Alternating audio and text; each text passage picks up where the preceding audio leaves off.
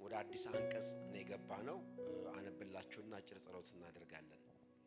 ልባችንም በእኛ ላይ በሚፈርድበት ሁሉ ከእውነት እንደሆነን በዚህ እናውቃለን፣ በፊቱም ልባችንን እናሳርፋለን። እግዚአብሔር ከልባችን ይልቅ ታላቅ ነውና ሁሉንም ያውቃል። ይሄኛው አዲስ አንቀጽ ከቁጥር 19 እስከ ቁጥር 24 ድረስ ያለው ምን ተብሎ ይታወቃል? የዋስትና አንቀጽ ነው። የዋስትና ጉዳይ ነው። ዮሐንስ የሚጽፍላቸው እነዚህ ምእመናን ዋስትና እንዲኖራቸው ይፈልጋል። ይሄ ዋስትና በሰው ፊት ያለ አይደለም፣ በእግዚአብሔር ፊት ያለ ዋስትና ነው። በእግዚአብሔር ፊት ዋስትና እንዲኖራቸው ይፈልጋል። አስቀድሞ አንድ ኢንተረስቲንግ ጉዳይ ዮሐንስ ደጋግሞ የሚያነሳው እውነት የሚባለውን ቃልና ፍቅር የሚባለውን ሐሳብ ሁለቱን በአንድነት ያስቀምጣል። ያለፈው ሳምንት ያየነው የመጨረሻው ሐሳብ ምን የሚል ነው? ልጆቼ ሆይ በምንና በምን እንዋደድ? በስራና በእውነት እንዋደድ እንጂ በቃልና በአንደበት ብቻ አይሁን ይላል። እዛ ቦታ ላይ እውነትና ፍቅርን በአንድነት አስቀምጧቸዋል። በእውነት እንዋደድ ምን ማለት ነው? እውነት ይኑረን፣ ፍቅራችን ደግሞ እውነተኛ ይሁን። ስለዚህ የእውነት ፍቅር ይኑረን እያለ ዮሐንስ ስለ እውነትም ስለ ፍቅርም ነው የሚሞግተን ማለት ነው። ከአንገት በላይ የሆነ በስራ የማይገለጥ በቃል ብቻ የሆነ በአንደበት ብቻ የሆነ ፍቅር አይኑረን የሚለውን ነገር በጣም ይመለከታል። እና ከእውነት እንደሆነን የምናውቀውም በዚህ ነው። ፍቅራችን እውነተኛ ከሆነ እኛ በእውነት እንደሆነን እናውቃለን ይላል። እውነት የሚባለው ቃል ዮሐንስ ወንጌል እና መልእክት ላይ ስንመለከተው የሆነ ኮንሰፕት አይደለም፣ የሆነ አይዲያ አይደለም፣ የሆነ ሰማያዊ የሆነ ዝም ብሎ አስተሳሰብ ብቻ ሳይሆን ነገር ግን ፐርሰን ነው እውነት። ክርስቶስ ኢየሱስ ምንድን ነኝ ብሏል? እኔ እውነት ነኝ ብሏል አይደለም? ክርስቶስ ኢየሱስ እውነት ነው። ስለዚህ እውነት ማለት ስብዕና ነው። ስለ ፍቅር ባለፈው እንዳልነው ፍቅር ተገለጠ፣ አይተንማል። በማን አየን? በክርስቶስ ኢየሱስ አየን። ስለዚህ ፍቅር አካል ለብሶ ግዘፍ ነስቶ በምድር ላይ ተመላልሷል፣ አይተነዋል፣ ዳሰነዋል። ልክ እንደዚህ እውነትም ተገልጧል። እውነት አሁን በምድር ላይ አንድ ቋንቋ ታውቃላችሁ በቼም በዚህ በፖስት ሞደርን በድህረ ዘመናዊነት ውስጥ አንድ በጣም ትልቁ አመጽ በጣም ትልቁ ውሸት የሚነገረው ምንድነው? እውነት ምንድነች ይባላል? አንጻራዊ ነች፣ ሪላቲቭ ነው እውነት። ላንተ እውነት የሆነው ላንተ ነው፣ ለኔ ደግሞ ሌላ እውነት አለኝ። ስለዚህ እውነት ለብቻ በሞኖፖል አንድ ቦታ የለችም የሚል ቅጽፈት የሚል ውሸት በዚህ ምድር ላይ አለ። እውነት ግን አብሶሉት ነች። እውነት ግን ፍጹማዊት ነች። ምክንያቱም እውነት ፐርሰን ስለሆነ፣ እውነት በስጋ የተገለጠው ክርስቶስ ስለሆነ። ስለዚህ ዮሐንስ እውነት በእውነት ነን ሲል ከጌታ ወገን ነን፣ የጌታ ነን፣ የጌታ በጌታ ውስጥ ያለንን የሚለውን ሐሳብ ነው የሚያስቀምጠው። ነገር ግን ዛሬ ይሄ አንቀጽ ከዚህ በኋላ የምንመለከተው የዋስትና ጉዳይ ነው የሚናገረው ብያለሁና ምን ማለት ነው የሚል ጥያቄ ታነሳላችሁ ብዬ አስባለሁ። ምንድነው ዋስትና? ለምንስ ያስፈልገናል የሚል ጥያቄ፣ በተለይ ከእግዚአብሔር ጋር ያለው ዋስትና። ዋስትና መቼም ለየትኛውም ነገር ያስፈልጋል። ሰው ንብረት እንኳን ሲገዛ የንብረት ዋስትና እንዲኖረው ይፈልጋል። ነገ የማይወሰድበት መሆኑን የሱ ሆኖ እንደሚቀጥል ዋስትና ይፈልጋል። ማረጋገጫ ይፈልጋል። ማህተም ይፈልጋል። እንቅልፍ እያጣ እየባነነ መኖር አይፈልግም። የኔ ነው ብሎ ማረጋገጥ ይፈልጋል። መንፈሳዊ ነገር ልክ እንደዚሁ ነው። ገብቻለሁ፣ እወጣ ይሆን? አግኝቼዋለሁ፣ አጣው ይሆን? ድኛለሁ፣ እጠፋ ይሆን የሚል ጥያቄ በብዙ ሰዎች ልብ ውስጥ እንዳለ የታወቀ ነው። በተለይ በእግዚአብሔር ፊት ራሳችንን ስንመለከት በጣም ትንሽነት ይሰማናል፣ ውድቀት ይሰማናል፣ ጥፋተኝነት ይታየናል። ስለዚህ ዋስትና እናጣለን። በፊቱ ሁሉ ጊዜ መደንገጥ፣ በፊቱ ሁሉ ጊዜ መርበትበት ነው የዘወትር ተግባራችን የሚሆነው። ስለዚህ እግዚአብሔር ወገኖቼ ዋስትና ሊሰጠን ይፈልጋል። በፊቱ አሹርድ እንድንሆን ይፈልጋል። በዋስትና እንድንመላለስ ይፈልጋል። ምክንያቱም የኛ አስተሳሰብ ከእግዚአብሔር ሐሳብ ጋር ሰማይና ምድር እንደሚራራቀው ስለሚራራቅ የኛ ተግባር፣ የኛ ማንነት፣ የኛ ስራና የእግዚአብሔር የሆነው ነገር በጣም ስለሚራራቅ ሁሉ ጊዜ በእግዚአብሔር ፊት ራሳችንን ባቀረብን ቁጥር መፍራት የዘወትር ተግባራችን ነው። ኢዮብ የሚናገረው አንድ ቃል እስኪ እንመልከት። ኢዮብ 23 ቁጥር 15 ላይ እንደዚህ ይላል፣ በፊቱ ደነገጥኩኝ፣ ባሰብኩትም ጊዜ ከሱ የተነሳ ፈራው ይላል። ባሰብኩት ጊዜ ደነገጥኩኝ፣ በፊቱ ደነገጥኩኝ ይላል። ማንም ሰው በእግዚአብሔር ፊት ሊረጋጋ አይችልም። ቅዱስ ነው፣ ፍጹም ነው፣ ሉዓላዊ ነው፣ ሁሉን ቻይ ነው፣ የሁሉ ባለቤት ነው፣ የሁሉ ገዢ ነው። በእግዚአብሔር ፊት ስንሆን መረጋጋት ይርቀናል፣ ፍርሃት ይከበናል። መዝሙረኛውም በመዝሙር 119 ቁጥር 120 ላይ ልክ እንደዚህ ፈራው ደነገጥኩኝ ብሎ ይናገራል። እግዚአብሔርን ሳስብ፣ ህልውናውን ሳስብ። ወገኖቼ በዚህ ዘመን አንዳንድ ፉገራ አይነት መዝሙሮች አሉ፣ ይቅርታ አድርጉልኝና በህልውናው ሰከርኩ፣ በህልውናው ተደሰትኩ፣ በህልውናው ፈነደኩ የሚባሉ ነገሮች አሉ። አይመስለኝም። በህልውና ውስጥ ስንገባ ፍርሃት ነው የሚመጣብን። ህልውናው ማስፈንደቂያ አይደለም። ፍርሃት ቴረር ነው የሚለቀው በእግዚአብሔር ፊት ስንሆን። ምክንያቱም እግዚአብሔር ቅዱስ ነው። እግዚአብሔር አብሶሉት ቢይንግ ነው፣ ሁሉን የሚችል ነው። ስለዚህ በእግዚአብሔር ፊት ዝም ብሎ መሳቅ አይቻልም። በፊቱ ደነገጥኩኝ፣ በፊቱ ፈራው፣ ተርበተበትኩ ነው የሚለው እና እውነተኛው ነገር ይሄ ነው። የእግዚአብሔር ፊት ያስፈራል። በፊቱ መሆን በጣም ያስፈራል፣ ያስደነብራል። ስለዚህ ነው እግዚአብሔር ዋስትና የሚሰጠን በቃሉ ውስጥ ስለምንፈራ፣ ፍርሃታችንም ተጨባጭና ጤናማ ስለሆነ። ፍርሃት ጤነኛ ስሜት ነው ወገኖቼ። እግዚአብሔር የሚፈራ ሰው፣ በእግዚአብሔር ፊት የሚንቀጠቀስ ሰው፣ እንደውም በእግዚአብሔር ፊት መንቀጥቀጥ ዘመንን ታረዝማለች ይላል የእግዚአብሔር ቃል። ዘመናችን የሚረዝመው በእግዚአብሔር ፊት ጤነኛ ግንኙነት የሚኖረን ስንፈራ ነው። ህልውናው ሊያስፈራን ይገባል። ህልውናው ዝም ብለን በቀል የምናሳልፈው ጉዳይ አይደለም። ቋንቋው ከባድ ነው። ለዚህ እኮ ነው የጥንት እስራኤላውያን የእግዚአብሔርን ስም እንኳ በሚጠሩበት ጊዜ በጣም የሚፈሩት የሚንቀጠቀጡት። ከዚህ የተነሳ በቅጽል ስሙ ነው የሚጠሩት አይደለም። እውነተኛ ስሙን እንኳን አይጠሩም። ያህዌ የሚባለውን አዶናይ የሚል መሸፈኛ ስም ነው የሚያቀርቡለት። ምክንያቱም ስሙ መጥራት እንኳን ያንቀጠቅጣል፣ ስሙ ፕሬዘንሱ ስለሆነ። በእግዚአብሔር ቤት ውስጥ ፍርሃት። ወደ እግዚአብሔር ቤት ስገባ እግርህን ምን በል ጠብቅ፣ ምክንያቱም ያስፈራል። ቲያትር ቤት አይደለም የገባኸው፣ ኳስ ሜዳ አይደለም የገባኸው፣ ዘመዶች ቤት አይደለም የገባኸው፣ አስፈሪ ቦታ ላይ የገባኸው። ልብህን ጠብቅ፣ ያንቀጠቅጣል፣ ያስፈራል። እግዚአብሔር በሰማይ አንተ በምድር ነህና ቃል ትንሽ ይሁን ፍራ ነው የሚለው መጽሐፍ ቅዱስ። ስለዚህ እንደዚህ አይነት ፍርሃት ተጨባጭ ፍርሃት እንዳለብን ይታወቃል። በተለይ ደግሞ ስታንዳርዱን ስንመለከት ዮሐንስ ግሬ የሚባል ኤሪያ የለውም። ብላክ ኤንድ ዋይት ነው። ወይ ከጌታ ናችሁ ወይ በዓለም ናችሁ፣ ወይ ጠፍታችኋል ወይ ድናችኋል፣ ወይ በእውነት ናችሁ ወይ በሐሰት ናችሁ፣ ወይ የዲያብሎስ ናችሁ ወይ የክርስቶስ ናችሁ፣ መካከለኛ መንገድ የሚባል የለም ነው የሚለው እና ስታንዳርዱን ሃይ ነው የሚያደርገው፣ ከፍተኛ ነው የሚያደርገው። ወንድሙን የማይወድ በሞት ይኖራል ተብሏል አይደለም እንዴ? ወንድሙን የሚጠላ ነፍሰ ገዳይ ነው፣ የዘላለም ሕይወትም የለውም ተብሏል።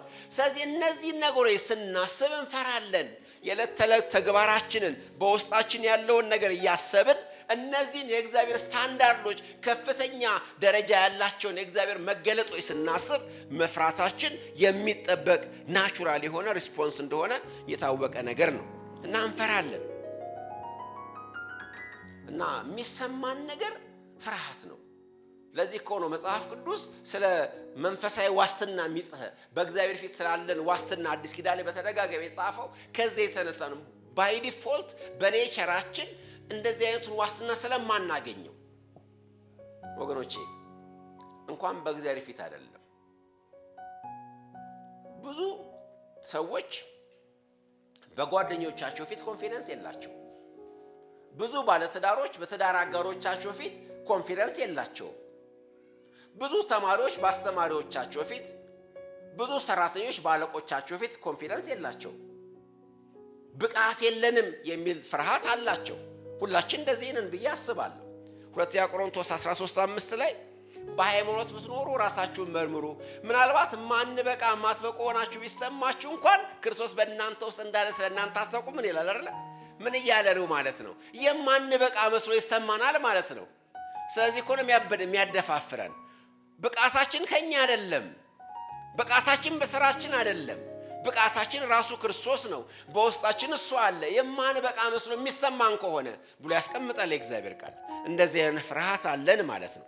ብዙ ጊዜ በእግዚአብሔር ፊት ራሳችንን ስንቀርብ በጣም ትንሽነት እንደሚሰማን የታወቀ ነው። በተለይ ጥፋት ስናደርግ፣ በተለይ ከእግዚአብሔር ስታንዳርድ ጎድለን ስንገኝ ፈቃዱን መፈጸም በሚያቀተን ሰዓት ፌል ባደረግን ጊዜ በቃ ነገሮቻችን ሁሉ ያለቁ የተቆረጡ ከዚህ በኋላ ተስፋ የሚባል ነገር የሌለን የሚመስለን ጊዜ በጣም ብዙ ነው። አንድ ጄኒውን ሰው ልጥቀስላችሁ ከብሉይ ኪዳን እዝራ። ካህኑ እዝራ እኔ ስብዕናውን ራሱ ስታጠኑ የሚያስገርም አይነት ስብዕና ያለው ሰው ነው። እግዚአብሔርን የሚፈራ ቀና ቀጥተኛ መንገድ የሚሄድ አይነት ሰው ነው። እግዚአብሔርን ለመፍራት ልቡን ያዘጋጀ እግዚአብሔርን በመፍራት ደስ የሚለው ሰው ነው። ነገር ግን ምዕራፍ 9ና ምዕራፍ 10 ላይ ክፉኛ መጥፎ ነገሮች ተፈጸሙ፣ ነውር ተደረገ። አለቆቹ ካህናቶቹ ሳይቀሩ ባዕድ ሰዎችን አግብተው የተቀደሰውን ዘር በርኩሰት ለወጡትና እግዚአብሔርን በጣም አስከፉ እና የእዝራ ስሜት በጣም አስደንጋጭ ነበር። ቀና ብዬ አንተን ለመመልከት አፈርኩኛል። እግዚአብሔርን ለማየት አፈረ፣ ተሰበረ። እንዴት ነው የምናገረው ይሄን ነገር? ምን ይዤ ነው የምቀርበው? በጣም ከፍተኛ መጽናናት እስከሚሳነው ድረስ በጣም ወደቀ፣ በጣም ዳውን ሆነ። ምዕራፍ 9ን ተመልከቱ፣ ምዕራፍ 10ን ተመልከቱ። እዝራ እግዚአብሔርን ለማናገር በእግዚአብሔር ፊት ለመቅረብ ይቅር በለን እንኳን ለማለት ፈራ። ምክንያቱም ሁለተኛ ዕድል የሰጠን ሰዎች ነን እኛ ይላል እዛ ቦታ ላይ። በባዕድ ምድር ላይ የህይወት መታደስ አግኝተናል፣ ሰከንድ ቻንስ አግኝተናል። እግዚአብሔር በምሕረቱ ራርቶልናል። እንደገና ሄድ የሰጠንን ዕድል ለሞልን ላበላሽ ነውን የሚል ፍርሃት ውስጥ ገባ። ወገኖቼ ልንገራችሁ፣ እንደ ሰውኛ አንድ ከፉኛ የሚያስቆጣ ነገር አንድ ሰው ላይ ያደረጋችሁ እና በቃ አይለቀኝም ምሕረት አያደርግልኝም ብላችሁ በቃ ችግር የለውም ትቼሃለሁ ብሎ ሌላ ዕድል ሰጣችሁ። ያንንም አበላሻችሁት እንደገና። ከዛ ምን ታረጋላችሁ? ይቅርታ ጠይቃላችሁ፣ ጥላችሁ ትጠፋላችሁ። ብዙ ጊዜ እንደዛ ነው የምናደርገው። ፊት ምን አፋለኝ፣ እንደውም አንድ እግሮችም የሉኝም ፊት ቆምበት፣ አይኖችም የሉኝም አንተን ማይበት የሚል አንድ መዝሙር አለ። በቃ እንዴት አደረገ ይቆማለሁ አንተ ፊት? እንዴት አደረገ ፊትህን አያለሁ? ምክንያቱም በተደጋጋሚ ዕድል ሰጠኝ፣ አበላሸሁት። እንዴት አያለሁ? ሴኬንያ የሚባል ሰው መጥቶ ነው ገና ለእስራኤል ምን አለ አለው? ተስፋ አለ። እግዚአብሔር ገና የምሕረት አምላክ ነው። ምሕረቱ አላለቀም ገና። ልክ ነው፣ በድለናል፣ አጥፍተናል፣ ግን ደግሞ ተስፋ አለ ብሎ ያንን የተቀደሰ የእግዚአብሔር ሰው ያበረታታው ሌላ ሰው ነው። ስለዚህ እንደዚህ አይነት ስሜት ውስጥ መግባታችን የተለመደ ነገር ነው። ምክንያቱም ሕሊናችን ይወቅሰናል። ሕሊናችን ጥፋተኛ ብሎ ይበይንብናል። ዳኛ ነው፣ ችሎት ነው እዚህ ውስጥ ያለው ወገኖች። የመጀመሪያ ደረጃ ፍርድ ቤት ነው እዚህ ውስጥ ያለው። የታች ፍርድ ቤት የሚባል አለ በሕግ ቋንቋ። ታች ፍርድ ቤት የሚባል አለ። ይሄ ነው ታች ፍርድ ቤት ማለት እና ይሄ ጥፋተኛ ነህ ብሎናል። ጥፋተኛ ነህ ሲለን መደነባበራችን የማይቀር ጉዳይ ነው። በነገራችን ላይ መጽሐፍ ቅዱስ ሕሊናችንን በእንግሊዝኛው ይሄ ልባችን የሚለው ኮንሽስ አወር ኮንሽስ ነው የሚለው። ኮንሽሳችን ወይም ሕሊናችን የእግዚአብሔር መብራት ነው። ምሳሌ ምዕራፍ 20 ቁጥር 27 ላይ የሰው ሕሊና ወይም የሰው ልብ የእግዚአብሔር መብራት ነው ይላል። ምን ማለት ነው? እንደ መብራት ውስጣችን የሚበረብር ነው፣ ይፈትሸናል። ስለዚህ የመጀመሪያ ደረጃ ፍርድ ቤት ነውና በቀላሉ የሚታይ ጉዳይ አይደለም። እሱ ሲበይንብን መፍራታችን የተለመደ ነገር ነው ማለት ነው። ምክንያቱም የእግዚአብሔር ብርሃን ነው። ሕሊናቸው የማያወቅሳቸው ሰዎች መብራቱን ያጠፉ ሰዎች ናቸው። ሕሊናቸው የደነዘዘ ሰዎች የሚባለው አለ መጽሐፍ ቅዱስ ላይ። ሕሊናቸው የደነዘዘ። ሕሊና ማለት ልክ እንደምመሰላችሁ እንደ አላርም ልትመለከቱ ትችላላችሁ። አላርም ለዘወትር ዝም ብሎ ሲጮህ አይውልም። አላርም ሞልታችሁ ነገር ግን ጽኑና ጠንካራ እንቅልፍ ካሸነፋችሁ አላርሙ ይጮህና ይጠፋል። ከዛ በኋላ አይጮህም። ሕሊና እንደዛ ነው። ይጮሃል፣ ይፈርዳል፣ ብርሃን ያበራል፣ ልክ አይደለም ይላል። ዝም ካላችሁት በዛው መንገድ ከቀጠላችሁ ይደነዝዛል። ከዛ ስራ ያቆማል። እንደ አካል ጉዳተኛ ሰው ሊፕረሲ ለምሳሌ ያለበት ሰው ህዋሶቹ እዛ አካባቢ ያሉት ይደነዝዛሉ። ስለዚህ እሳት ወይም ስለት ነገር ቢወጋውና ቢቀመጥበት ሪስፖንድ አያደርግም፣ ምክንያቱም ደንዝዟል። ሕሊና ልክ እንደዛ ይደነዝዛል። ጢሞቴዎስ ላይ በጋለ ብረት ተተኩሶ የደነዘዘ ሕሊና የሚል አይነት ትርጉም ያለው በግሪኩ ላይ ያለው አነጋገር። ስለዚህ ሲደነዝዝ ሪስፖንድ አያደርግም። ክፉም ይሁን መልካም ይሁን ዝም ብሎ ይቀጥላል። ስለዚህ ህሊናችን ትክክል ነው የሚፈርደው ማለት ነው። ነገር ግን እዚህ ጋር ወደ ዮሐንስ ልምጣላችሁና ህሊና ዳኛ ነው፣ ልክ ነው፣ መብራት ነው፣ ልክ ነው፣ ፍርድ ቤት ነው፣ ልክ ነው። ነገር ግን ሁሉ ጊዜ ደግሞ ትክክል ላይሆን ይችላል። አንዳንዴ ፍርድ ሊያዛባ ይችላል። አንዳንዴ አለቅጥ ሊፈርድብን፣ አላግባብ ሊኮንንንም ይችላል። ይሄ አይምሯችን ዮሐንስ ይሄን የሚናገረው በደንብ ስሙኝ። እዚህ ጋር አንዳንድ ጊዜ ለእግዚአብሔር ጽድቅ አስቦ ሳይሆን ወይ ደግሞ ኃጢአት ክፉኛ ክፉ መጥፎ ነው ብሎ ስላሰበ ሳይሆን የእግዚአብሔርን ይቅርታ ችላ ስላለ ወይ ደግሞ የተደረግነውን ማንነታችንን ስለረሳ አንዳንድ ጊዜ አላግባብ ሊኮንነን የሚችልበት እድል አለ። በኋላም በጣም እመጣበታለሁ እዚህ ፖይንት ላይ።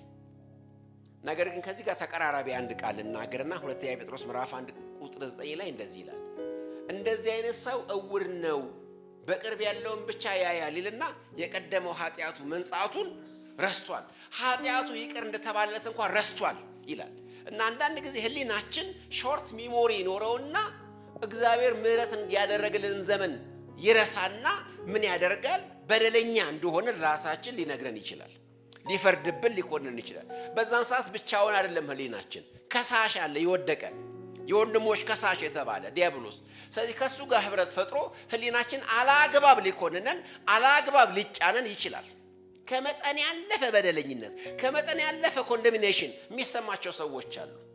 ከሆነው በላይ ነገሩን የሚለጥጡ፣ ከሆነው በላይ ለራሳቸው ይቅርታ የሚባል ነገር፣ ምሕረት የሚባል ነገር የማያደርጉ ሰዎች ያጋጥማሉ። እንደዚህ አይነት ነገር ብዙ ጊዜ ያጋጥማል ማለት ነው። እና ምን እናደርግ በዛን ጊዜ ነው? ልባችን ሲፈርድብን፣ ኮንሸሳችን ሲፈርድብን፣ ልክ አይደለም፣ በደለኛ ነህ፣ ጥፋተኛ ነህ፣ ኩነኔ ያለብህ ሲለን፣ አንተ የሲኦል ሰው ነህ ብሎ ሲናገር፣ ህሊናችን ምሕረት የሚባል ነገር ለኛ ሲነፍገን ምንድነው ማድረግ ያለብን የሚለውን ጥያቄ ዮሐንስ ያስቀምጣል። እና የሚሰጠን መልስ ደግሞ ምናልባት እንደ ሰውኛ ስናየው ከድጡ ወደ ማጡ አይነት ነገር ነው የሚመስለው። ምን ማለት እንደሆነ ልንገራችሁ፣ በደንብ ስሙኝ። እዚህ ጋር ሰው ገበና የሚባል ነገር አለው አይደለም? ሁላችንም አለን። ገበና የሚባል ነገር አለ። ፕራይቬሲ ይሉታል ፈረንጆቹ። ለምንድን ነው እንደዛ የሚኖረን? ከበስተጀርባ ያለው አስተሳሰብ ምንድን ነው ብላችሁ ብትጠይቁ ወገኖች፣ እኔ ልቤ ውስጥ ያለውን እንድታውቁ ማልፈልገው ወይ ደግሞ በጓዳዬ የምሰራውን ነገር ማንም እንዳያውቅ የምፈልገው ሌላ ሰው ከኔ ይሻላል ብዬ ስለማስብ ነው። በደንብ ስሙኝ እዚህ ጋር። ለምን ሰው ነው የምናፍረው? ለምንድን ነው እንዳያውቁብን የምንፈልገው? እሷ ቅድስት ነች ከኔ ይልቅ፣ እሱ ከኔ ይልቅ የተሻለ ነው ብዬ ስለማስብ ነው ሰዎችን የምፈራቸው። ገብቷችኋል አባባሌ? እንደዛ ነው ባይ ዲፎልት የምናስበው ነገር ይሄ ነው ወገኖቼ። በገበናዬን ምክንያቱም የኔ ጉድ ይብሳል፣ ማንም ቤት የለም ብዬ አስባለሁ። የኔም ማነውር በዓለም ተደርጎ አይታወቅም ብዬ አስባለሁ። ስለዚህ ጎረቤቴ ቢያቅብኝ በጣም እፈራለሁ። ጻድቅ ነው ጎረቤቴ ከኔ ይልቅ፣ የተሻለ ነው እሱ። እኔ ቤት ያለውን የኔ ልብ ውስጥ ያለውን ብቻዬን ጓዳዬ ውስጥ ያለኝን ነገር ቢያቅብኝ እሱማ በጣም ቅዱስ ነው ብዬ አስባለሁ። እንደዛ ከሆነ የነውር ወይም ሼም የሚባለው ነገር መነሻው እሱ ከሆነ ቅዱሱ እግዚአብሔር የሚያቅብን ከሆነ ደግሞ የበለጠ ያስፈራም። እንዴት አሳይገቷቸው ጎረቤቴ ከኔ ይሻላል ብዬ ስላሰብኩኝ ገበናዬን ከሱ ከደበኩኝ ቢያቅብኝ ሀፍረት ሼም የሚሰማኝ ከሆነ ምናልባት እርግጠኛ ያልሆንኩበት ጎረቤቴ ዝም ብዬ ቤኔፊት ኦፍ ዳውት የሚባል አለ ሰጥቼው ከኔማ ሳይሻል አይቀርም ብዬ የፈራሁት ጎረቤቴ እንዳያቅብኝ ከፈራሁኝ ቅዱስ የሆነው ንጹህ የሆነው እግዚአብሔር ልቤን ቢያቅ እንዴት ነው የምፈራው? ከባድ ነው ፍርሃቱ እሱ አይደለም እንዴ? እግዚአብሔር ልባችን ያውቃል ሲባል ምንድነው ታዲያ ሊሰማን የሚችለው ነገር? ከባድ ነገር ነው ማለት ነው። ምክንያቱም ከሰው እንኳን የደበቅኩ ሰው ይሻላል ብዬ ከሆነ መሻል ብቻ አይደለም ፐርፌክት የሆነው እግዚአብሔርማ ሲያቅብኝ እንዴት ነው ማልፈራው ወደሚለው ነገር ይመጣለው ማለት ነው።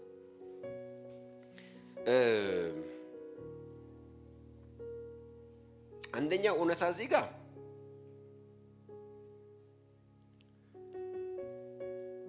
ብንወድም ባንወድም እውነታው እግዚአብሔር ልባችን ያውቃል የሚለው ነው አይደለም? ፈቃድ ያስፈልገው። ለምሳሌ አንድ ሀገር አስቸኳይ ጊዜ አዋጅ ሲታወጅ ስቴት ኦፍ ኢመርጀንሲ ተብሎ በአንድ አደጋ ምክንያት ወይም በሆነ ችግር ምክንያት ወይም ወረራ ተካሂዶ ወይም መጥፎ ነገር ተፈጥሮ አንድ ሀገር አስቸኳይ ጊዜ አዋጅ ሲያውጅ ከሚሆነው ነገር አንደኛው ፍርድ ቤት ያለ መያዣ ትዕዛዝ ያለ መበርበሪያ ፈቃድ ቤታችሁን መጥቶ መበርበር መብት አለው ነው አይደል የሚባለው? አስቸኳይ ጊዜ አዋጅ ስትሆኑ አንድ ሀገር አስቸኳይ ጊዜ አዋጅ ውስጥ ከሆነች በኖርማሉ ጊዜ የማይቻሉ ነገሮች ለምሳሌ ደብዳቤ ጽፌ ለአንድ ወገኔ ልክለት ደብዳቤ በፖስታ ብልክ ደብዳቤውን ከፍቶ ማንበብ ማንም አይችልም። በህግ በዓለም አቀፍ ህግ ክልክል ነው። መንግስትም ቢሆን አይችልም የኔን ደብዳቤ ከፍቶ ማንበብ። አስቸኳይ ጊዜ አዋጅ ውስጥ ከሆነ ግን ያ ነገር ይሻላል፣ ወደ ጎን ይደረጋል። ፖስታውን ቀዶ ያነበዋል። የተጻጻፍኩባቸውን ቴክስቶች ሁሉ ያነባል ያለ ፈቃዴ። ስልኬን ይጠልፋል ያለ ፈቃዴ። ማወራውን ሁሉ ይሰማል። ቤቴ ጓዳዬ ገብቶ ይበረብራል ያለ ፈቃዴ። ምክንያቱም አስቸኳይ ጊዜ አዋጅ ነው ተብሎ ስለሚታሰብ የዛን ጊዜ ኖርማል ህጎች ወደ ጎን ይደረጉና አስፈጻሚው አካል የመጨረሻ ስልጣን ይዝና እንደዚህ ያደርጋል። በእኛና በእግዚአብሔር ጊዜ ከሆነ ግን ሁሉ ጊዜ አስቸኳይ ጊዜ ውስጥ ነው ያለነው። እግዚአብሔር እኛን ማስፈቀድ አያስፈልገው ልባችሁን ስለመግባት በናቅም ባናቅም ቢመስለንም ባይመስለንም ብንወድም ብንጣላም እግዚአብሔር ሁሉ ጊዜ ልባችን ያውቃል። አንደኛ ዜና 28:9 ላይ መዝሙር 139 ቁጥር 1 እስከ 3 ኤርምያስ 17:10 ላይ ወደ አዲስ ኪዳን ስንመጣም ደግሞ የሐዋርያት ሥራ 1:24 ላይ የሐዋርያት ሥራ 15 ቁጥር 8 ላይ ሮሜ 8:27 ላይ ዕብራውያን 4:13 ላይ በእነዚህ ሁሉ ቦታዎች ላይ እግዚአብሔር ልባችንን እንደሚያውቅ ይናገራል። ሁሉ ነገራችንን እንደሚያውቅ ይናገራል። ሁሉ ነገራችንን ያውቃል። ሁሉንም እያንዳንዷን ነገር ሁሌ ያውቃል። ሁሉንም ያውቃል፣ ሁሌም ያውቃል። ልብ በሉ፣ ሁለቱንም ነገሮች አስምሩበት። እግዚአብሔር ሁሉንም ያውቃል፣ ደግሞ ሁሉንም የሚያውቀው ሁሉ ጊዜ